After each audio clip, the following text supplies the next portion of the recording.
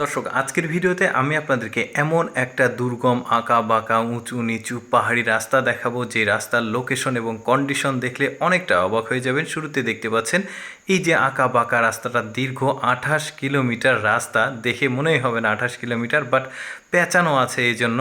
তো যাই হোক, আমি আপনাদেরকে দেখাই যে এই যে কারটাকে দেখছেন, এই কারটা খুব ধীরে যাচ্ছিল। আমি একটু স্পিড বাড়িয়ে দিয়ে আপনাদেরকে দেখাচ্ছি যাতে পুরো রাস্তাটি কাভার করে দেখাতে পারি। এই যে দেখতে পাচ্ছেন মানে গাড়িটা যাচ্ছে কতটা আঁকা বাঁকা বাঁক রয়েছে দেখুন। এবার কিন্তু নিচের দিকে নেমে এখান থেকে আবারও উপরে উঠবে। এই রাস্তাটা রয়েছে চায়নাতে। চায়নার এই রাস্তাটা নবনির্মিত রাস্তা। ইতিমধ্যে এই রাস্তাটা বেশ ভাইরাল হয়েছে, যে কারণে ভাবছি আপনাদেরকে দেখাই।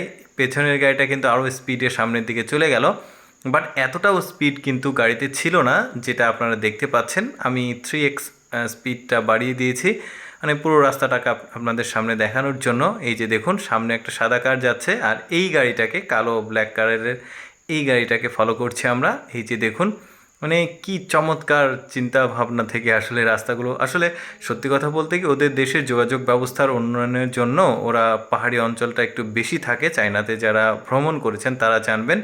তো ওদের রাস্তাগুলো আসলে ম্যাক্সিমাম এইরকম হয়, একটা শহর থেকে আরেকটা শহরে যাওয়ার জন্য যে রাস্তা, সেটা এভাবেই নির্মাণ করে। আরেকটা ব্যাপার আপনাদেরকে জানিয়ে রাখি, সেটা হচ্ছে এই যে রাস্তাগুলোকে দেখছেন, এই রাস্তাগুলোতে যে কোনো ড্রাইভার ড্রাইভ করতে পারবে না, অর্থাৎ যে কেউ চাইলেই এই রাস্তাতে গাড়ি চালাতে পারবে না।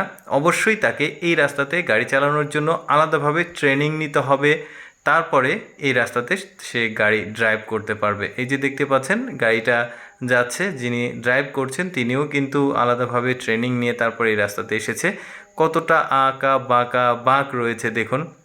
গাড়িটা কিন্তু এখন একদম ক্রমে ক্রমে ওপরের দিকে যাচ্ছে। শুরুতে দেখতে পেয়েছিলেন ওই গাড়িটা কিন্তু নিচের দিকে নেমেছিল, এবার একদমই ওপরের দিকে যাচ্ছে।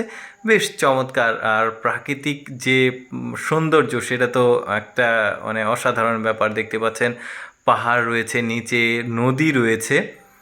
নদীটা যদিও এই ফুটেজে ভালোভাবে দেখাতে পারিনি আমি, বা দেখাতেই পারিনি, বাট বেশ চমৎকার। ওই যে ওই পাশে নদী আছে, আর এখানে সবুজের যে সমারোহ, এটা তো বেশ চমৎকার। তবে এই ধরনের রাস্তা কিন্তু ইন্ডিয়াতেও রয়েছে, তারপরে পাকিস্তানেও রয়েছে, বাংলাদেশের পার্বত্য জেলাগুলোতেও রয়েছে, বাট এতটা এক্সট্রিম লেভেলের না। যেটা দেখতে পাচ্ছেন কতটা বাঁক রয়েছে, আমার কাছে তো বেশ চমৎকার লেগেছে এই রাস্তাটা। আমি সবসময় চেষ্টা করি আপনাদের সামনে একটু ব্যতিক্রম কোনো কিছু তুলে ধরার। দর্শক, প্রতিদিন এইরকম এক্সেপশনাল ভিডিও দেখতে আমাদের ইউটিউব চ্যানেলটি সাবস্ক্রাইব করে রাখুন। ধন্যবাদ।